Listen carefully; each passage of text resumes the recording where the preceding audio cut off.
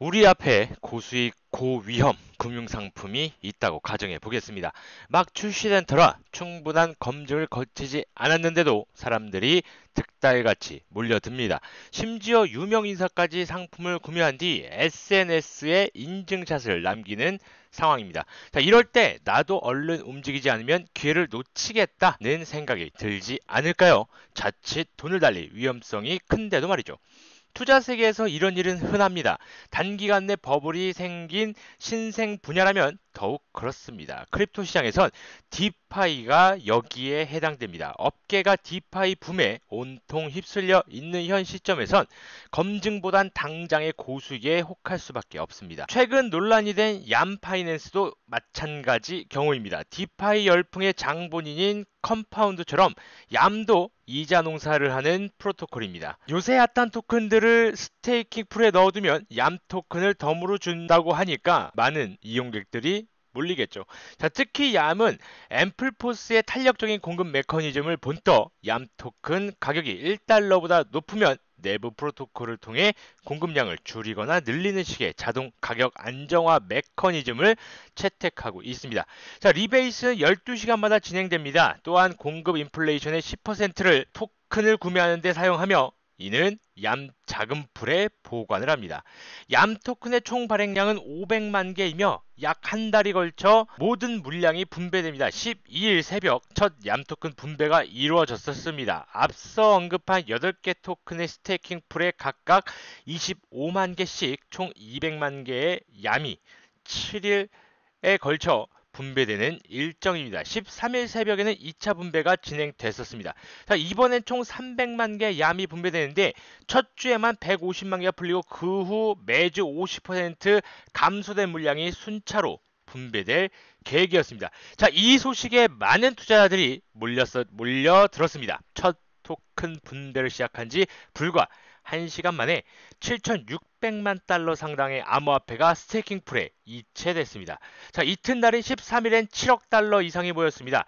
얌 토큰 가격을 한때 180달러까지 치솟았습니다. 하지만 폭발적인 인기도 잠시 얌 프로토콜의 결함이 발생했고 개발팀이 이를 제대로 해결하지 못하자 얌 가격은 한 자릿수로 추락하고 맙니다. 자, 19일 현재 0.49달러, 자, 18일 현재 0.49달러로 고점 대비 99% 이상 하락한 상태입니다.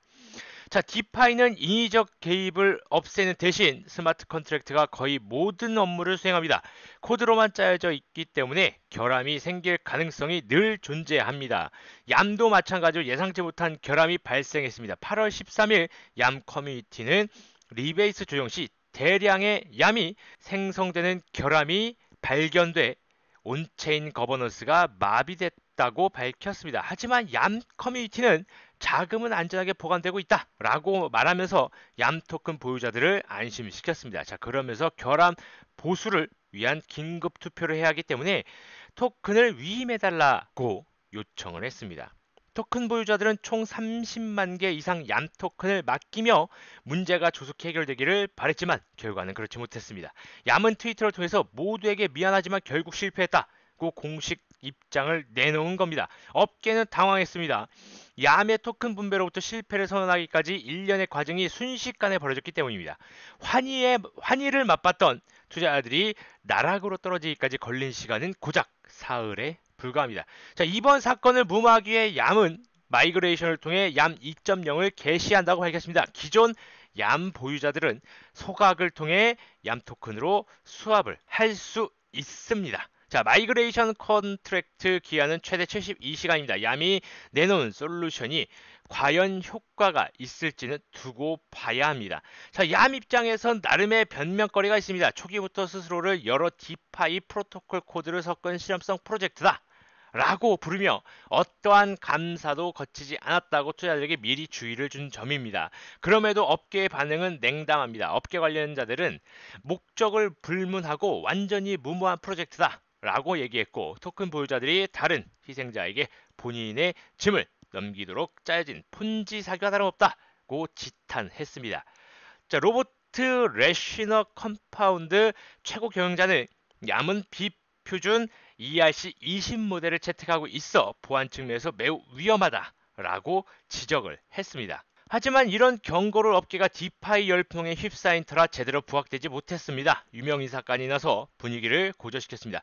세계 최대 마징거에서 비트맥스의 아서 헤이스 최고 경영자는 최근 트위터에서 얌 토큰을 받은 인증사에 올리고는 나도 이제 농부다. 디파이 불마켓 영원하라 라는 글을 올렸습니다. 자, D앱 정보 플랫폼 DM.com 팀의 커뮤니티 핵심 구성원들이 가버넌스 통치권을 적극 취할 수 있도록 하는 공정한 분배 모델이라면서 얌을 지켜 세우기도 했습니다. 자, 업계 전문가들끼리 적극 나서니 투자자들은 분별력이 흐려질 수밖에 없습니다. 한 업계 블로거는 내가 실제 존경하고 있는 수많은 사람들이 얌 토큰을 홍보하는 데 대해 혐오감을 느낀다. 라고 맹비난했습니다. 자, 문제는 이런 상황이 반복되고 있다라는 점입니다. 최근엔 컨센시스 개발자 조단 리알이 트위터에 더 디제너레이터라는 가상의 디파이 프로젝트를 공유하며 5분 내 새 디파이 프로젝트를 준비하라 라는 글을 올렸습니다. 순전히 농담조로 얘기하는 건데 수시간 뒤 실제로 누군가 디제너레이터 라는 밈코인을 발행했습니다. 밈코인은 암호화폐 거래소 코인 개코에 상장돼 최대 40달러까지 오르며 주목을 받았습니다. 사태가 심각해지자 데피두드라는 트위터 계정은 제발 그만 사라. 그렇지 않으면 손실을 입을 것이다.